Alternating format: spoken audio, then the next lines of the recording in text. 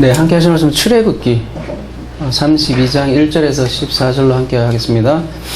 제목은 자기 손으로 만든 엘로힘이라는 제목으로 함께 하고자 합니다. 저희가 로마서부터 출발을 하는데요. 아침에 오늘은 특별히 좀 바꿨어요. 출애굽기를 앞에다 하고 로마서를 하는 게 좋겠다 싶어서 그렇습니다. 구약은 그림에 가까운 언어인데요. 그 그림에 대한 설명이 신약이라고 한다면 그림부터 보는 게 좀 나을 것 같다라는 생각이 들어서입니다. 묘하게도, 묘한 게 아니라 성경의 한결같은 주제이기도 하지만 출애굽기 본문과 로마서는 너무나 밀접한 관련이 있고 마치 출애굽기 32장을 로마서에서 그대로 강해하는 것 같아서 그림부터 먼저 보는 시간을 가지려고 출애굽기를 오늘은 먼저 하게 됐습니다. 오늘 출애굽기 32장을 함께 볼 텐데요. 출애굽기 32장 전에 우리가 시내산 언약이라고 하죠. 열 말씀, 또 율법, 그리고 그 다음에는 이제 성막에 관해서 이렇게 성막을 지어라, 그런 장면들이 나왔죠. 그리고 마지막에는 이제 안식일에 대한 말씀이 났는데, 그렇다면 35장으로 바로 이어지면 35장이 또 안식일에 대한 것이거든요. 자연스러울 텐데 32장부터 34장까지 이렇게 말씀이 중간에 들어가 있죠. 앞에는 이제 성막을 이렇게 지어라는 내용이 나오고 35장 이후에는 그런 성막을 그대로 지어 나가는 그런 장면이 나오죠.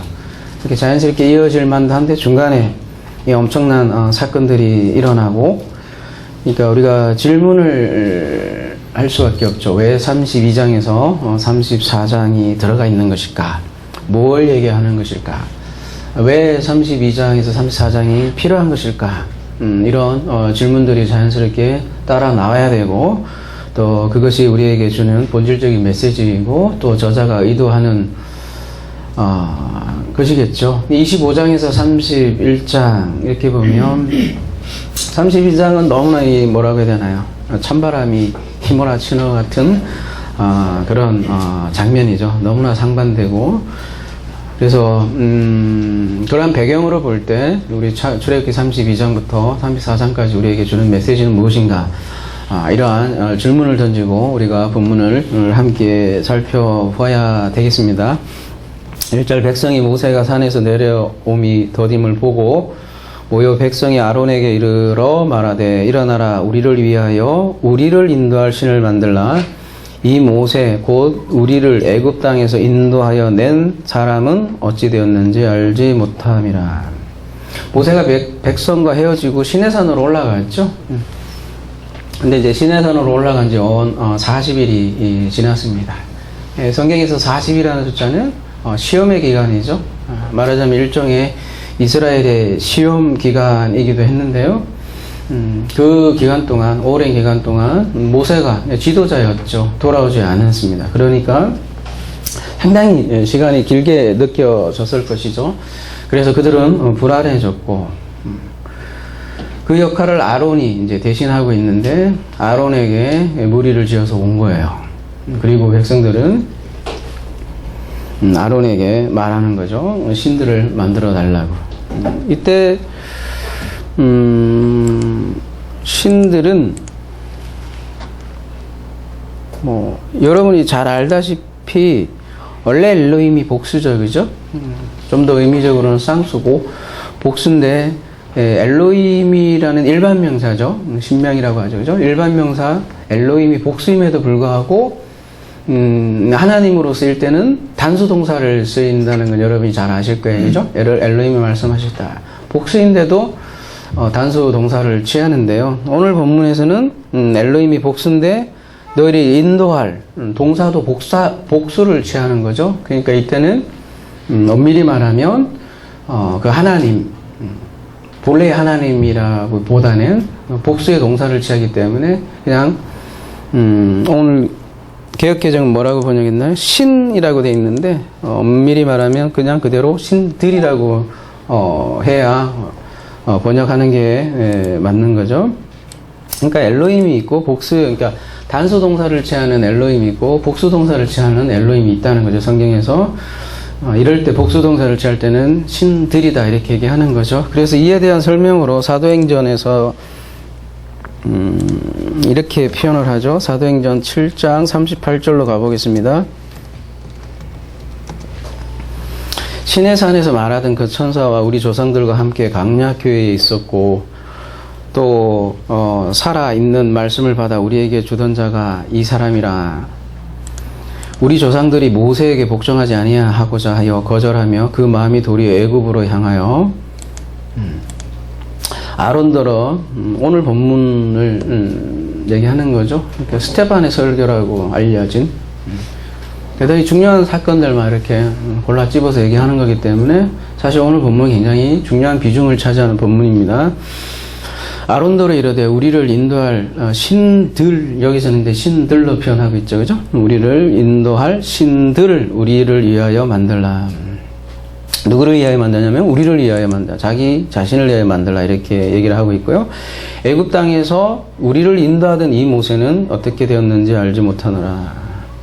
이 모세는, 이 사람은 조금 뭐라고 해야 되나, 좀 경멸 조금 하는 그런 억양으로 얘기하는 거죠. 이 모세는 어떻게 되었는지 알지 못하리라 하고,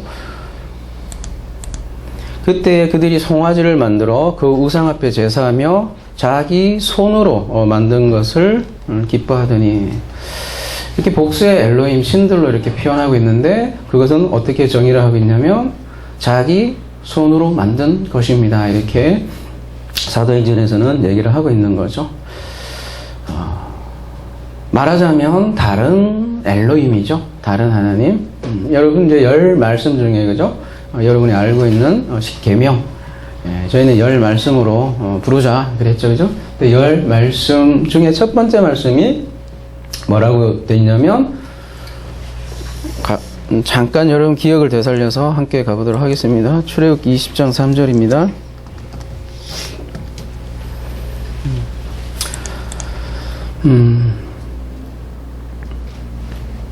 로하야, 뭐뭐 하게 하지 말라, 그죠? 뭐뭐 있게 하지 말라, 혹은 뭐뭐 되지 말라. 뭘요? 레카. 너희를 위하여 존재하지 말라, 되지 말라. 뭐가요? 엘로힘, 다른 엘로힘을. 뭐요? 파님 알.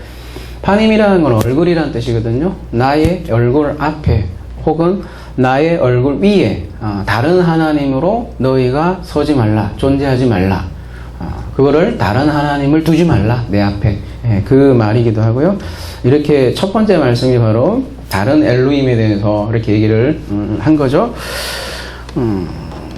사람들이 섬기는 신들이라는 것은 자기 욕망의 산물이라는 거죠. 사람들이 왜 신을 믿을까요? 대부분은 자기보다 더 큰 능력을 가진 어떤 대상에게 기대어서 결국은 자기가 원하는 것을 얻기 위해서 섬긴다는 거죠. 그래서 실제로는 하나님을 섬긴다고 하지만 사실 하나님을 섬기는 게 아니라 실제로 자기가 주인인 거죠. 자기가 더 높은 자리 위에 있어서. 그래서 알파님, 내 얼굴 위에 있어갖고 다른 하나님으로 스스로 존재하게 된다는 거죠.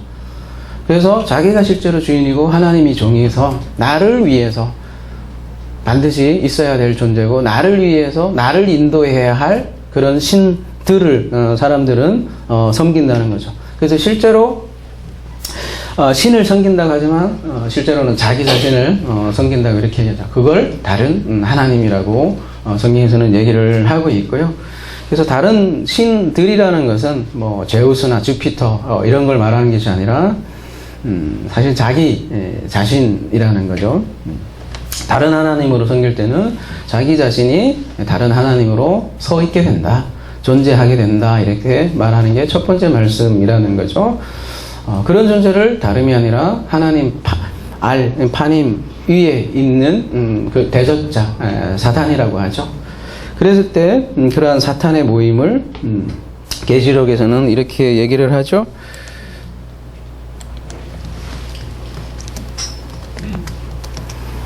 내가 내 한남과 궁핍을 알거니와 실상은 네가 부여한 자니라.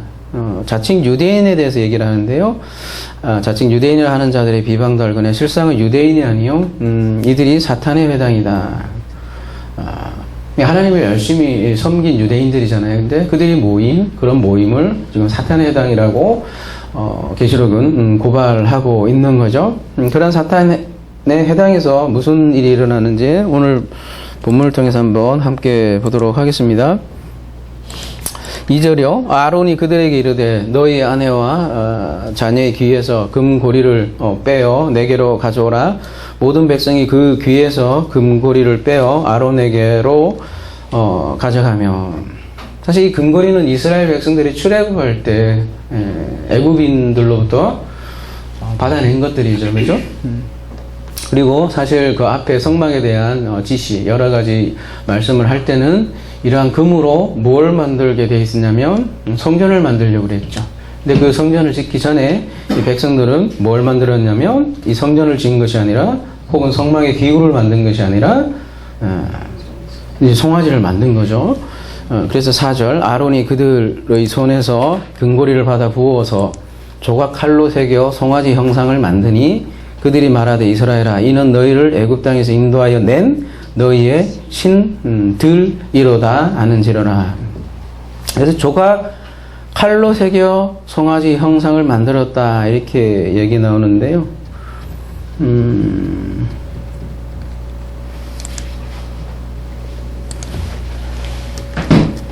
보통 어떤 형상을 만들 땐 거푸집이라는 걸 만들고 거기다가 금을 녹여서 만들잖아요. 그죠? 근데 여기서는 조각으로 헤레트, 새겼다 이렇게 표현을 하고 있네요. 그러니까 많은 시간과 노력을 투자해서 정교하게 다듬고 새긴 거죠. 그러니까 이런 사실을 볼 때 뭔가 새긴 거죠. 사실은 어떤 나무를 가지고 송아지 형상을 새겼겠죠. 만들고 조각을 하고 그 위에 금을 입힌 거겠죠. 그죠? 그래서 금으로 도금을 한 건데 이렇게 본인이 이렇게 조각해서 새긴 건데 뒤에 가보면 모세에게 불에 던졌더니 송아지가 나왔다 이렇게 변명하는 모습도 나오고요. 이 송아지의 형상을 만들었다는 거죠. 근데 왜 하필이면 송아지를 만들었을까? 이렇게 우리가 질문을 할 수 있을 것 같은데요. 지금은 뭐 여러분 소가 아주 밀접한 관련이 없을지 모르겠는데, 그죠? 여러분 식당에 가서나 둘이 관계를 맺을까, 그죠? 근데 그 당시에는 소가 굉장히 농사에 필수적인 동물이었죠. 사실 소가 없으면 농사가 힘들 정도로 소는 농사에서 아주 필수 동물이었고요. 그래서 굉장히 힘이 좋잖아요, 소가. 힘의 상징이었고, 또 어떤 에너지의 상징이기도 하고, 어떤 생산 능력을 상징하는 게 소였죠. 그래서 그런 소를 많은 사람들이 우상화했고, 또 신들로 섬겼다는 거죠. 그래서 여로보암도 보면 열왕기상 가보면 오늘과 똑같은 표현으로 금송아지를 만드는 모습이 있는데요. 열왕기상 12장 28절 이에 계획하고 두 금송아지를 만들고 무리에게 말하기를 너희가 다시는 예루살렘에 올라갈 것이 없도다. 이스라엘아 이는 송아지를 만들어 놓고 이게 송아지다, 다른 신이다 이렇게 얘기한 게 아니라 이거 이 송아지를 만들어 놓고 뭐라고 얘기했냐면 이는 너희를 애굽 땅에서 인도하여 올린 너희의 신들이다 이렇게 얘기를 하고 있네요. 여러분 요 앞에 얘기죠. 에트 할 때 알레프요. 좀 글씨가 좀 좀만 보이죠, 그죠? 원래 요 알레프가 어떤 형상으로 만든 거죠? 뭐죠? 소의 뿔이죠, 그죠? 그래서 여기 위에 뿔은 하나, 밑에 뿔 하나 이렇게, 그죠? 가운데는 이게 못을 상징하는 거거든요, 밥은. 위에는 요드, 뿔이에요, 요드라는 게. 그래서 그러니까 구원의 뿔이요 이렇게 했을 때 어떤 구원의 능력의 상징이라고 했잖아요. 어떤 능력의 상징인데 그 알레프예요. 알레프 자체가 원래 소의 형상을 따라 만든 거죠. 원래는 이렇게 생긴 소겠죠.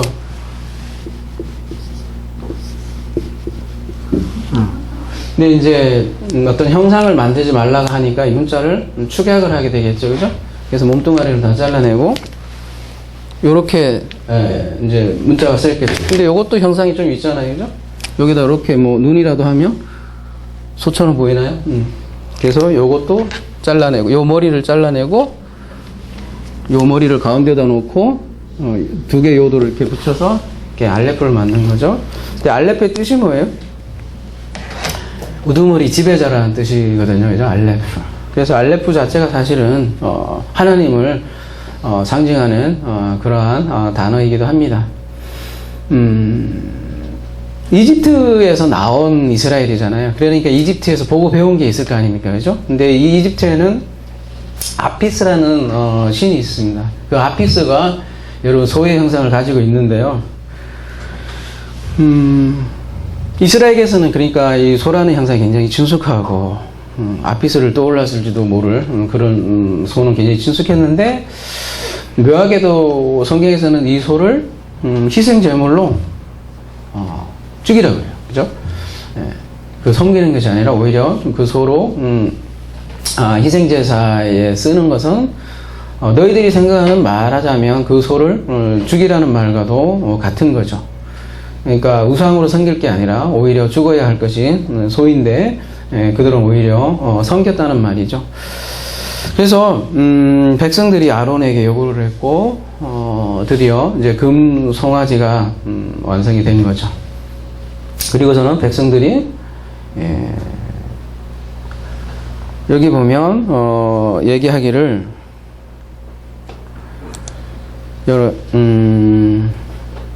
복수예요, 그죠? 이것은 이제 지시대명사라고 하는데요.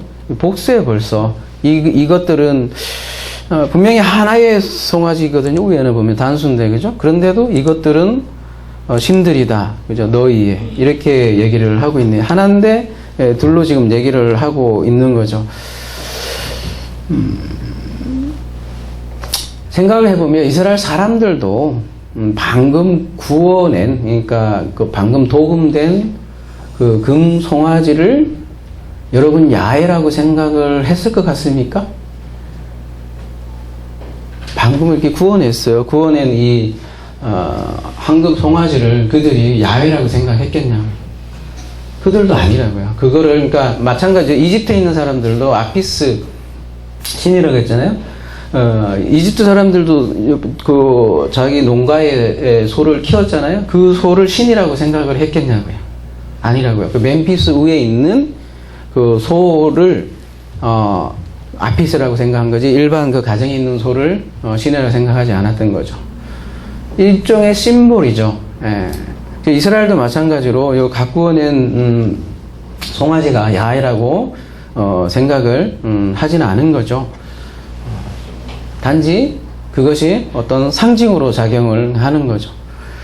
그러니까 말하자면 여러분, 이 이스라엘 사람들이 완전히 말하자면 하나님을 등지고 야훼를 등지고 완전히 다른 신을 섬긴 게 아니라는 거죠. 그들은 야훼를 나름에 섬긴다고 하고 그런 상징을 만든 거죠. 그래서 금송아지는 하나인데 지금 저자는요, 이 출애굽기 32장의 저자는 그거를 신들로 이렇게 표현하고 있고, 그때 이것들은 이런 표현들을 쓰는 것은 그게 참 신이 아니다라는 걸 지금 얘기하고 싶어서 저자의 의도가 들어가 있는 거죠, 그죠? 사실은 너희들이 엘로힘이라고 부르지만 그것은 엘로힘이 아니다. 다른 엘로힘이다. 이렇게 얘기를 하고 있고요. 이에 대해서 시편은 이렇게 설명을 하고 있습니다. 시편 106편으로 가볼게요. 19절. 그들이 호렙에서 송아지를 만들고 부어 만든 우상을 경배하여 자기 영광을 풀먹는 소의 형상으로 바꾸었도다. 애굽에서 큰 일을 행하신 그의 구원자 하나님을 그들이 잊었나니.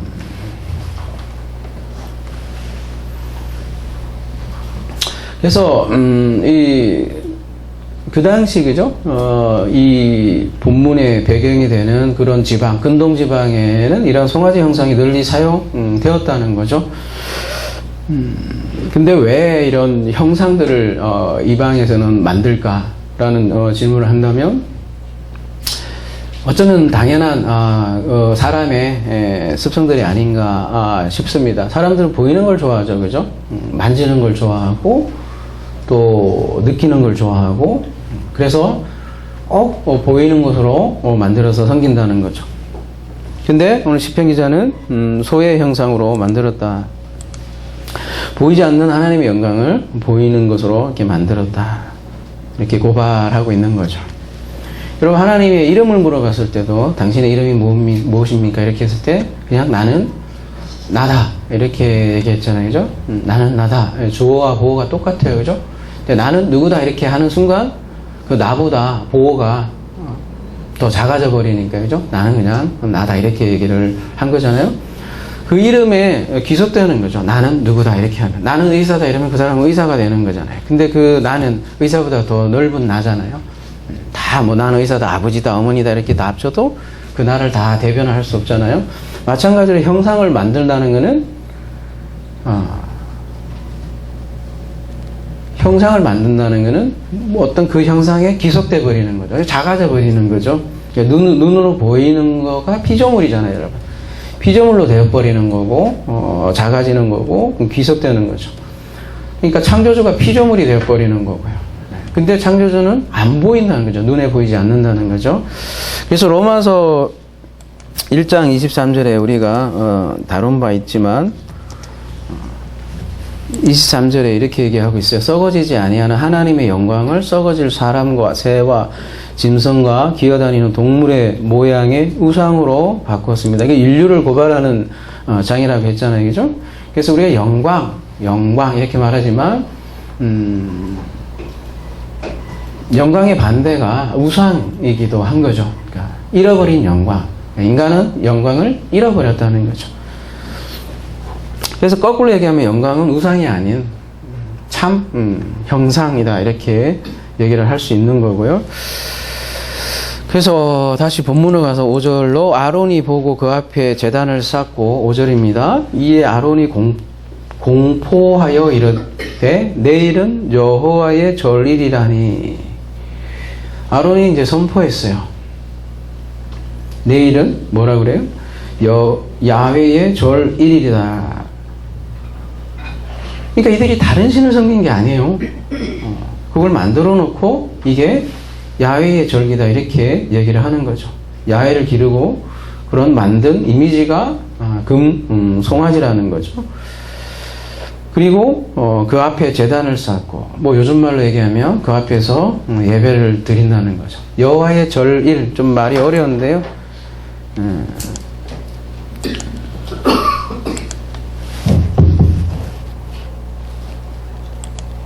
하건대요. 축제예요. 축제라는 뜻이에요. 절기, 축제.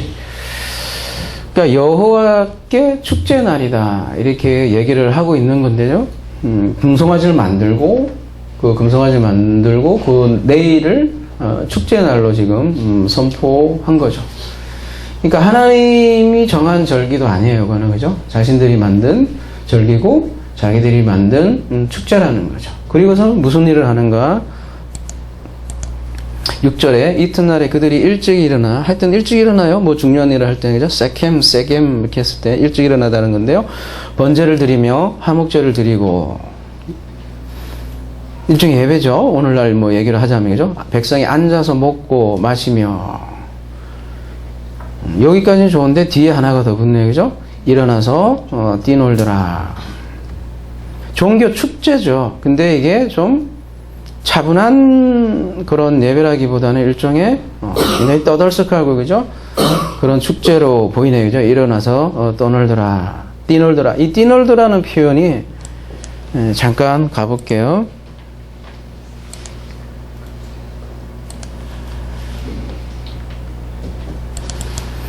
자, 하큰데요. 밑에 보시면 웃다, 희롱하다, 웃다, 비웃다, 조롱하다 이렇게 되잖아요. 뛰놀다가 단순히 맞고 뛰놀다라는 것도 있지만, 예를 들면 여기 어떻게 쓰였냐면 창세기 좀 큰 걸로 볼게요. 26장 가보면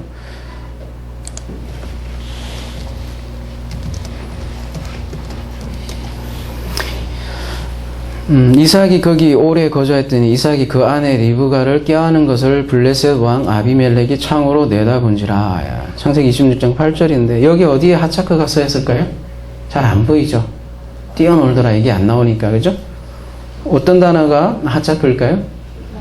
껴안은 거예요. 껴안은 게 뭐예요 여러분? 이삭이 아내를 껴안았어요. 뭐 어쨌다는 거예요 그게. 그게 하차크예요 여러분. 그죠? 그게 어떤 모습이겠어요 그러면?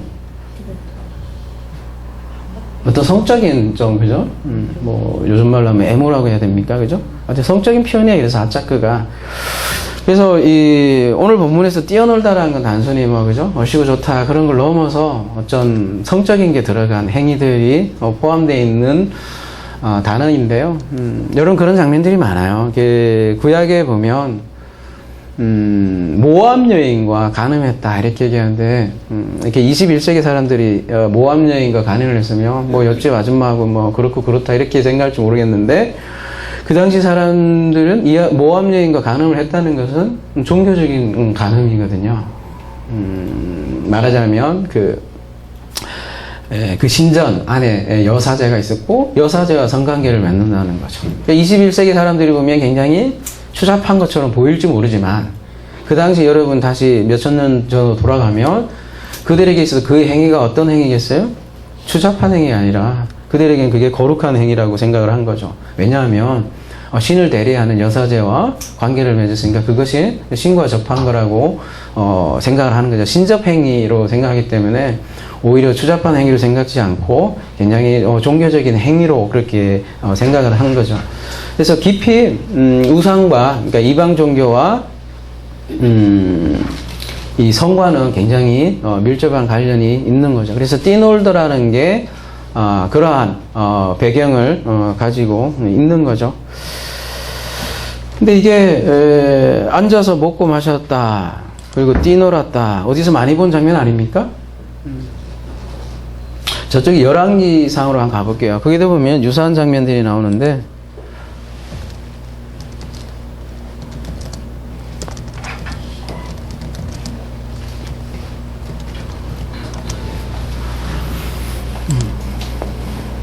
우리도 AI 시스템이 있어서 열왕기상 18장 26절 얼마나 띵 드러났으면 좋겠어요. 그죠? 그런 시대가 올 텐데 말이에요. 그죠? 아직도 멀었어요. 그죠? 그들이 받은 송아지를 가져다가 잡고 아침부터 낮까지 바알의 이름을 불러요. 바알이에요. 바알. 그죠? 바알이 주인이라는 뜻인데 여기 다른 하나님이죠. 다른 남편. 바알이 남편의 뜻이잖아요. 그죠? 바알의 이름을 불러 이르되 바알이여 우리에게 응답하소서 하나 아무 소리가 없고 소리가 없는 거야. 응답도 없고 아무도 응답할 수 없으니까 그들이 그단 쌓은 제단 주위에서 뛰놀더라. 그러니까 같은 맥락으로 이렇게 뛰노는 거죠. 좀 더 가볼까요? 정오에 이르 엘리야가 그들을 조롱하여 이르되 큰 소리로 부르라. 그는 신인즉 묵상하고 있는지 이렇게 잠자고 있냐 이렇게 막 그런 거죠. 그죠? 그러니까 또 열받은 그들이죠. 큰 소리를 부르고 그들의 귀를 따라 피가 흐르기까지 칼과 창으로 그들의 몸을 상하게 하고 그죠? 그래서 종호가 지났는데 그들이 미친 듯이 떠들어 저녁 소재 드릴 때까지 이르렀으나 아무 소리도 없고 응답한 자다 돌아본 자가 아무도 없더라. 그죠? 뭐 옛날 얘기 같아요, 여러분. 그죠? 지금도 보면 비슷한 현상들이 많이 나오죠. 그죠? 뭔가 느끼고, 뜨거워지고 이러기 위해서, 뭐라고 합니까? 뭐, 많이 볼 수 있는 장면이에요. 그죠? 굳이 제가 얘기 안 해도 무슨 얘기 하려고 하는지 알겠죠. 그죠? 근데 출애굽기에 가보면요. 24장에 가볼게요. 가보면, 예, 시내산의 만찬의 모습 보면, 이스라엘의 하나님을 보니 그의 발 아래 청을 편들하고 하늘같이 청명하더라. 그죠? 시내산에 이게 올라갔을 때의 장면이었잖아요. 그죠? 하나님 이스라엘 자손들의 존귀한 자들에게 손을 대지 않았고 뭐라고 표현했냐면 그들은 하나님을 뵙고 먹고 마셨더라. 이렇게 표현이 되어 있어요. 그죠? 굉장히 어떻게 보면 단아하고 정갈하고 그죠? 조용하기도 하고 뭐 뛰놀더라 이런 표현은 적어도 하찮고는 없어요. 그죠? 성적인 어떤 그런 것도 없고 이 모습과 너무나 대조되는 모습이 사실 오늘 이스라엘에게 지금 일어나고 있는 거죠. 근데 아론이잖아요. 아론, 그죠? 모세하고 혈연 관계에 있는 아론이 제사장 아닙니까? 그죠? 근데 제사장인데 이스라엘이 요구한다고 해서 같이 금송아지를 만든 거잖아요. 그죠? 그러니까 여기서 우리가 또 알 수 있는 것은 제사장이지 않습니까? 제사장도 그가 완벽해서 제사장을 제사장으로 세움받은 게 아니라는 사실 우리가 또 한 번 알 수 있고요. 자질이 훌륭해서가 아니라는 거죠. 그리고 우리가 실로 인간이 얼마나 연약한가를 보여주는 장면이기도 한 거죠. 여러분 출애굽기 24장 여기 지금 성찬이죠, 그죠? 결혼, 피로연이기도 한 이 장면 전에 이스라엘이 뭐라고 지금 호언장담을 했냐면 뭐라고 했냐면 24장 3절, 그죠? 모세가 와서 여호와의 모든 말씀과 그의 모든 율례를 백성에게 전하며 그들이 한 소리로 응답해 이르시되 여호와께서 말씀하신 모든 것을 우리가 준행하겠습니다. 그죠? 그리고 6절에 가봐도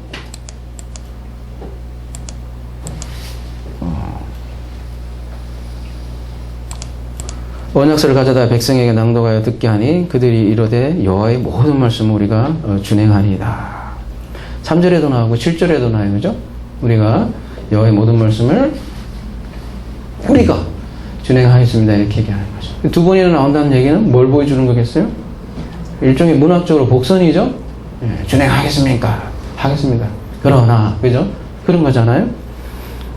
그러니까 뒤에 피도 뿌리는 거예요. 그죠? 모세가 그 피를 가지고 그 백성에게 뿌리며 이르되 이는 여호와께서 이 모든 말씀에 대하여 너희와 세우신 언약의 피니라. 피를 뿌린다는 자체가 복선을 이미 깔고 있는 거죠. 그죠? 피가 등장해야 될 것을. 그리고 피가 뿌려진다는 것 자체는 벌써 죽음을 의미하는 거고, 그죠? 뭔가의 죽음이 지금 담겨 있는 그런 장면이라는 거죠. 말할 것도 없이 거기에 이제 그리스도가 뭐라고 해야 되나요?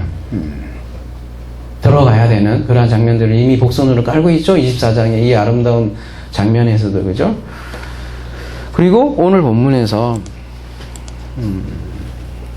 그래서 이제 그리스도를 통한 구원의 장면이죠. 그게 여지없이 또 드러나는 거죠. 7절에 여호와께서 모세에게 이르시되 너는 내려가라. 네가 애굽 땅에서 인도하여 낸 내 백성이 부패하였도다. 지금 내 백성이래요. 그죠? 11절에 가면 주의 백성으로 이렇게 모세는 얘기하고 있는데요. 8절에 그래서 그들이 내가 그들에게 명령한 길을 속히 떠나 자기를 위하여 송아지를 부어 만들고 그것을 예배하며 그것에게 제물을 드리며 말하기를 이스라엘아 이는 너희를 애굽 땅에서 인도하여 낸 너희 신이라 하였도다.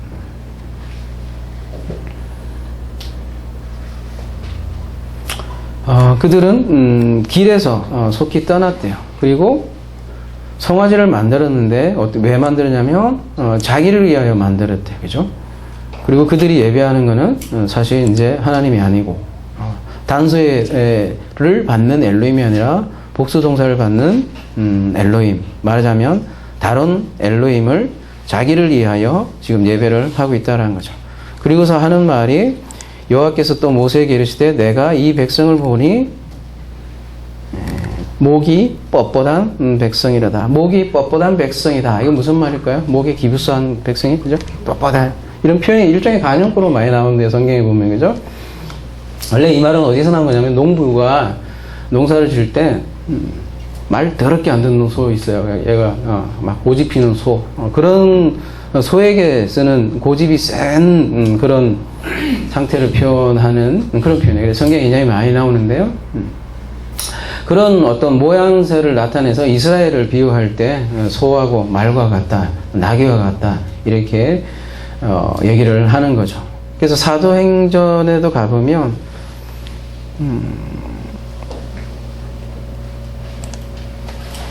26장 가볼게요.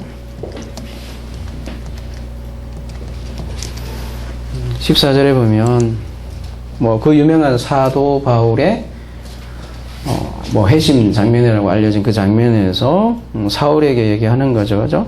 사울아 사울아 내가 어찌하여 나를 박해하느냐 가시채를 뒷발질하기가 네게 고생이니라 이런 얘기를 하죠. 이게 무슨 표현이겠어요? 이게 가시채라는 게 농사를 지을 때 어떤 동물에게 그죠? 이렇게 말 잘 듣게 하는 일종의 채찍, 뭐 박차라고 하나요? 그런 거 비슷한 막대기인데요. 이 사울이 그거에 계속해서 뭐라고 해야 되나요? 제가 그 말밖에 표현이 안 나네. 저렴해서 개긴다 이렇게 계속 그런 일종의 표현이에요, 그죠? 그래서 이제 말하자면 소를 모으는 농부로 이렇게 자기 자신을 이렇게 표현을 한 거죠. 개긴다가 좀 그런가? 저항한다? 하여튼 뭐 그런 표현이에요, 그죠? 그러니까 그렇게 네가 저항해봐야 너만 고생이다 이런 그런 표현이잖아요, 그죠? 이게 말하자면 이렇게 사울도 목이 뻣뻣한 그런 백성이었다는 거죠. 그리고 이런 내용들 쫙 보면, 그리고 사도 바울의 행적을 보면 사울이 그러니까 다메섹에서 한 방에 말하자면 휙 가서 이렇게 바뀐 게 아니에요. 그의 삶 가운데 이렇게 하나님의 끊임없는 추적이 들어가 있는 장면이 사실 사도행전이고, 계속해서 그 쫓아다니는 사냥꾼으로 이렇게 묘사도 한다는 거죠. 그래서 결국은 거기에 무릎을 꿇는 장면의 그 하이라이트가 이렇게 사도행전에 소개되는 거죠. 목이 그래서 뻣뻣한, 목에 기부스한 백성으로 이렇게 표현을 한다는 거죠. 사도행전 7장 51절에는 그래서 이 이스라엘 백성들을 뭐라고 표현하냐면 이렇게 표현하죠. 그러니까 오늘 본문을 다 염두에 둔 표현이겠죠. 목이 곧고 마음과 기의 할례를 받지 못한 사람아, 너희 조상과 같이 항상 성령을 그스리는도다.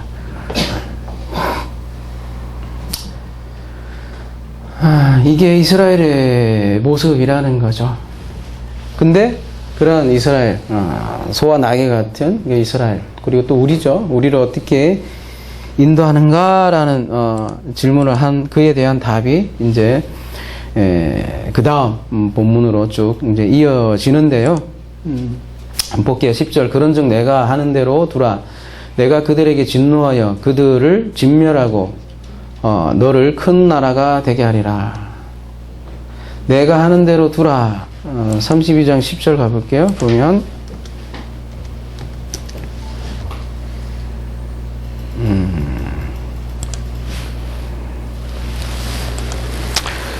여기 영어 번역이 나오진 않네요. 영어 번역은 대부분 보면 let me alone 이렇게 번역하고 있는데요. 내가 하는 대로 두라. 우리나라만 그렇게 됐네요. 그러니까 영어 번역에 가까운 표현인데요. let me alone. 그러니까 날 혼자 두게 놔둬라. 이러면 무슨 뜻이겠어요? 여러분 앞에 보면 그 내용이 함께 있으려고 하나님의 집이죠. 집을 계속 구성하고 있는 신랑의 모습을 하고 있는데, 그죠? 얘네들은 어때요? 말하자면 딴 살림 차리고 있으니, 그죠? Let me alone. 그러니까 나를 홀로 두게 하라는 건 관계가 단절되는 거잖아요, 그죠? 여러분 하나님과 관계 단절이 곧 죽음이요. 그것이 곧 지옥이라고 할 수 있고, 그죠? 그렇지 않습니까? 그러면 여러 가지 이제 이런 본문을 보면 좀 헷갈리는 게 뭐냐면, 그죠? 그들을 진멸하고 너를 큰 나라가 되게 하리라. 모세잖아요. 그러니까 얘네들은 싹 다 없애버리고 모세 너로부터 다시 시작하자 뭐 말하자면 그런 뉘앙스로 들리잖아요, 그죠? 그럼 우리 이제 막 수많은 질문들이 나오는 거죠. 그러면 아브라함에게 하신 약속은 어떻게 되는 거지? 이렇게 당연한 질문이 나올 거고, 그죠? 그럼 그 약속은 어떻게 돼요? 철회되는 걸까? 이러한 질문들이 당장 나오겠죠. 갖고 이스라엘이 하도 말을 안 들으니까, 그죠? 다시 하나님 모세하고 새로운 계약을 맺으려고 하는 걸까? 그렇게 되면 어때요? 아마 성경 전체가 다 바뀌겠죠. 신약 성경도 아브라함의 자손이다 이런 말이 안 나고 모세의 자손이다 이렇게 표현이 될 거고, 그죠?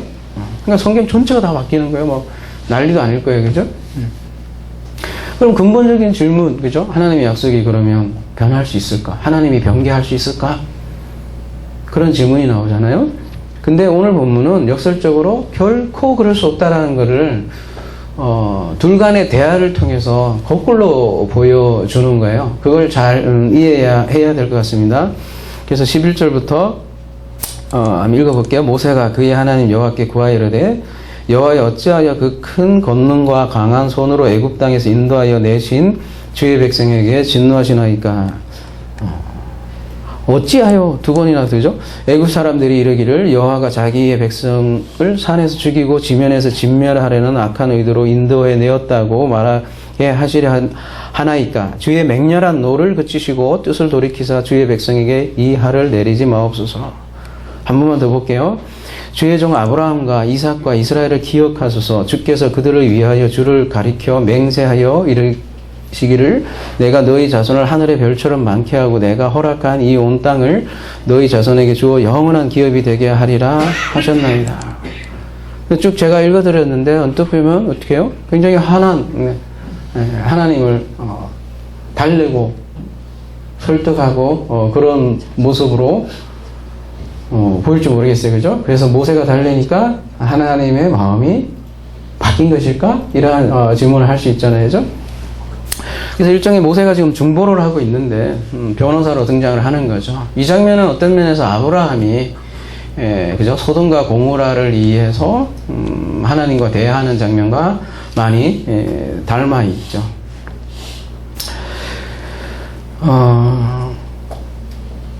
아까 7절에 내 백성이라고 했는데 모세는 주의 백성이라고 이렇게 계속해서 얘기하고 있고, 이런 얘기를 하는 거는 지금 언약을 염두에 두고 지금 하는 대화라는 거죠. 만약에, 그러니까 내용의 취지가 뭐냐면, 만약에 이들을 다 멸망시킨다면 그러면 하나님이 아브라함 그리고 또 우리의 조상들, 그죠? 에게 한 약속들은 다 어떻게 되는 겁니까? 이렇게 얘기를 하는 거잖아요. 그것도 그냥 뭐 약속한 것도 아니고, 여기 뭐라고 표현되어 있냐면,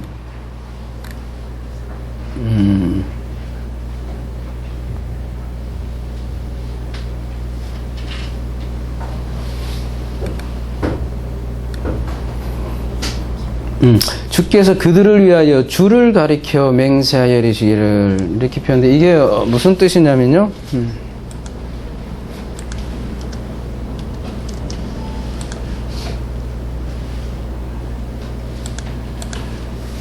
요거는 이제 가로 친 거는 이제 번역이 생략된 내용인데요. 레헴, 그들을 위하여. 그 다음에 바크, 그러니까 카프가 들어가면 2인칭이 돼요. 그래서 2인칭 단수가 되잖아요. 너의 아내, 그들을 위하여. 그러니까 이게 좀 직역하면 그런데, 너의 아내라는 거는, 여기, 너라니까 좀 그러네. 하나님이니까 이제 주를 가리켜 이렇게 한 건데, 그죠? 주님 안에서 그들을 위하여. 무슨 뜻이냐면, 영어로는 좀, 이거 영어가 없네, 여기는, 그죠?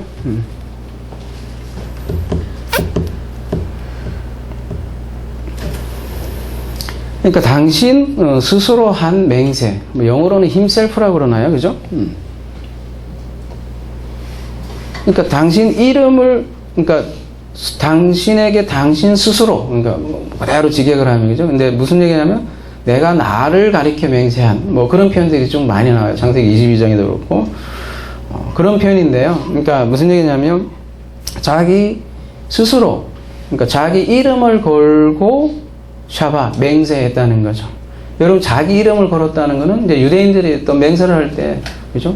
내 명예를 걸고, 여러분도 한때는 한번 그런 적 있죠, 그죠? 막 내 명예를 걸고, 둘이 내기를 하는 거죠. 봤더니 내기 진 거야, 그죠?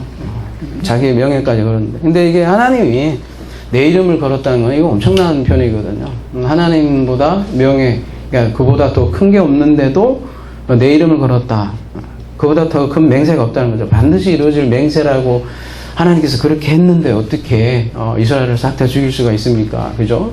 그리고 애굽에서 건져냈잖아요. 그래서 모든 이방인들이 보고 있는데 다 건져내놓고서 지금 와서 다 죽여버리면 당신의 이름에 그러니까 말하자면 명예가 어떻게 되겠습니까? 막 지금 그렇게 얘기하는 거잖아요. 그죠? 생각해 보십시오. 당신이 어떻게 맹세했습니까? 아브라함에게. 예? 그때 고대 근동지방에처럼 두 짐승을 잘라내고 지나가잖아요. 당사자가. 그래서 이 계약을 깨면 우리는 반드시 죽습니다라는 게 고대 군동의 계약이었는데, 생각해보십시오. 그때 당신만 지나갔지 않습니까? 당신 죽음으로 맹세한 맹세 아닙니까? 그렇게 지금 얘기하고 있는 거잖아요. 성경을 뒤에 앞에 걸 쭉 훑어가는 거죠. 말하자면 죽음을 담보로 한 맹세였는데 어떻게 된다는 겁니까? 그렇게 쭉 얘기하는 거잖아요. 그죠?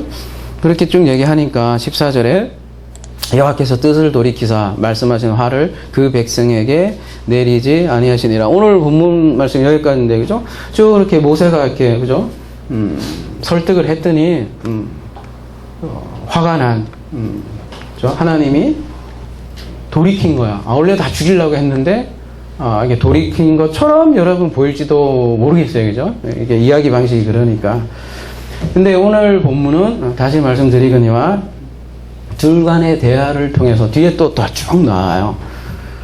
하나님의 속성을 우리에게 알려주고자 하는 본문이에요.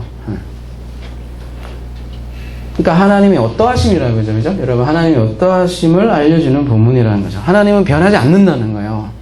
이거 변했는데, 여러분 이렇게 얘기할 줄 모르겠어. 삐졌다가 모세가 엄청나게 설득을 했더니, 그래요? 내가 옛날에 맹세했지? 그러면 다시 살려줘야지. 이렇게 하는 하나님의 속성하고 안 맞는 거죠. 왜 그러냐면, 그러니까 설득돼서 화가 난 하나님이 화가 풀어진 게 아니라는 거죠. 성경에 보면 하나님에 대한 선언이 있단 말이에요. 말라기야 3장 6절 같으면 나는 여호와는 변하지 않는다 이렇게 얘기하는데, 그죠?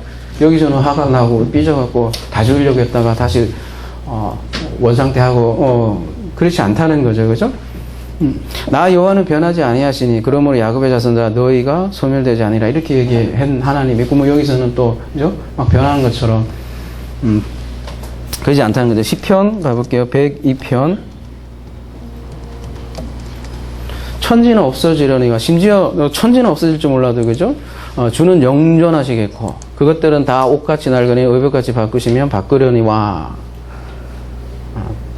천지는 변할지 몰라도, 그죠? 주는 한결같으시고 주의 연대는 무궁하리라. 그리고 심지어 주의 종들의 자손은 항상 안전히 거주하고 그의 후손은 주 앞에 굳게 서리이다 하셨도다. 이렇게 시편은 노래하고 있는데, 그죠? 그러면 출애굽기 32장에서는 확 열받았다가 확 풀어진다? 그게 아니라는 거죠. 그래서 둘 간의 대화를 통해서 오히려 역설적으로 하나님은 어떠한 속성을 가지고 있는가라는 걸 우리에게 알려주는 아주 사실 중요한 본문입니다.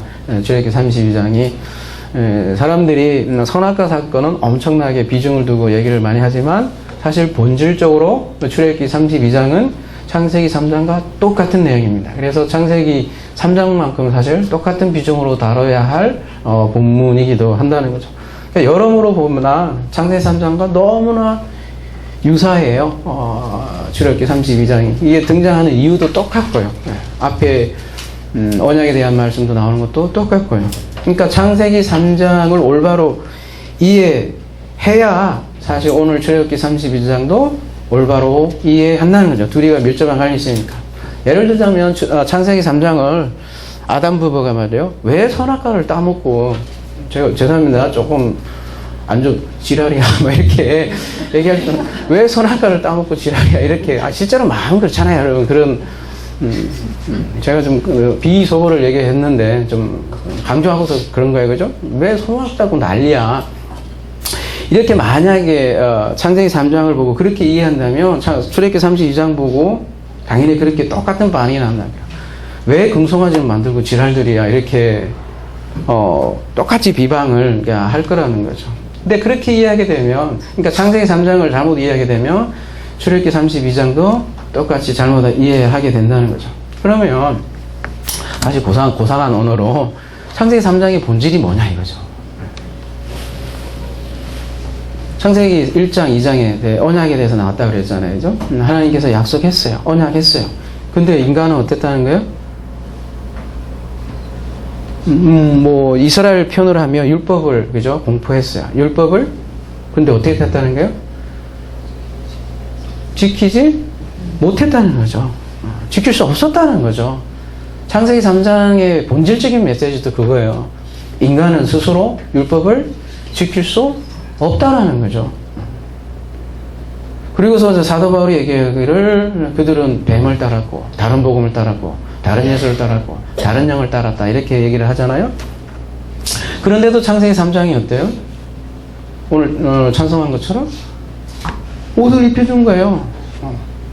다 아담 부분 바로 그냥 그날로 꼴깍을 했어야 되잖아요. 그죠? 근데 꼴깍 안 하고 옷을 입혀줬다는 거예요. 그게 창세기 3장이 사실 마무리거든요. 그러니까 출애기 32장도 마찬가지라는 거예요.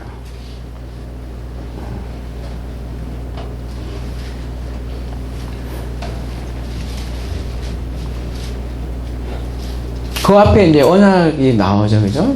또 아까 출애기 24장에 본 결혼 필요한 장면까지도 보여주는 그런 장면인데 이 32장은 어때요? 말하자면 결혼하고 집 마련한 이제 단장을 하고 있는 신랑을 버리고 그러니까 그죠? 결혼날 간음한 여인과 같은 그런 장면인 거죠. 이제 뱀이 아닌 송아지를 따른 거고 다른 복음을 따른 거죠. 근데 그런 이스라엘을 인자와 은혜로 대하는 그 하나님의 속성을 쭉 이제 더 뒤에는 이제 그런 표현들이 더 나오는데요. 굉장히 중요하게 다뤄요. 그 인자와 자비가 풍성하신 하나님, 이게 여러분 뭐 별다른 표현이 아닌 것처럼 들릴지 모르지만 성경에서 굉장히 중요하게 다루는 그런 언어거든요. 그거에 대해서 다음 시간에 더 살펴보기도 하고요. 다른 복음을 따르고 뱀을 따르고 그런 이스라엘을 인자와 은혜로 대하는 것이 복음이고 그게 메시지의 본질이라는 거죠. 창세기 3장도 마찬가지고 왜 선악과 따먹고 난리야 이게 아니라 우리는 어떠한데 하나님이 어떠한 방식으로 우리를 인도해 나가는가, 그게 성경의 전체적인 내용이라는 거죠. 그래서 오늘 모세의 이렇게 중보 내용으로 나오는데 사실 모세를 통해서 그리스도의 중보를 잘 보여주고 있고요. 그래서 하나님께서 이제 막 구원하셨는데 그가 백성을 버리면 어떻게 됩니까? 이게 모세의 말이잖아요, 그죠? 근데 거꾸로 말하면 버리지 않는다는 얘기고요. 하나님이 약속하셨는데 그 약속이 물거품 되면 어떻게 했습니까? 모세의 질문을 얘기를 하자면 사실은 거꾸로 얘기를 해서 그 약속은 깨어지지 않는다라는 것을 지금 성경에서는 오늘 본문에서 얘기하는 거죠. 이것이 성경에서 말하는 하나님의 피스티시사, 하나님의 신실함이다, 하나님의 믿음이다, 이렇게 얘기를 하는 거죠. 그러니까 우리에게는 뭐가 없다는 게 그러한 신실함이 없다. 그게 창세기 3장의 본질적인 메시지이고 출애굽기 32장의 메시지예요. 그래서 굳이 중간에 이게 들어가 있는 거죠. 굳이 첫 번째 돌판은 깨어져요. 하나님 직접 쓰신 것은 깨어져요. 그죠? 굳이 왜 두 번째 돌판을 우리에게 주냐 이거죠. 모세도 빡쳐갖고, 그죠? 팍 깨고 그런 모습이 나잖아요. 왜 빡쳤냐 이거죠? 왜 깼냐 이거죠? 다음 시간에 또 얘기하겠지만. 그래서 중간에 이게 반드시 선악과 사건이 들어가게 돼 있는 거고, 금송아지 사건이 들어가 있는 거죠. 그래서 둘 사건은 똑같은, 내용이고요. 다음 시간에 더 살펴보기로 하십니다. 그래서 출애굽기를 그림으로 먼저 이렇게 여러분에게 소개한 것은 로마서가 요거에 대한 똑같은 내용으로 다시 반복되기 때문에 그게 오히려 도움이 될 것 같아서 출애굽기를 먼저 했습니다. 그래서 출애굽기는 간략하지 않나요? 간략하게 이렇게 마무리하려고 합니다. 자, 마무리하면 아무튼 하나님의 신실함으로, 우리에겐 신실함이 없는데 하나님의 신실함으로, 하나님의 믿음으로 옷을 입히는 스토리가 성경 스토리다.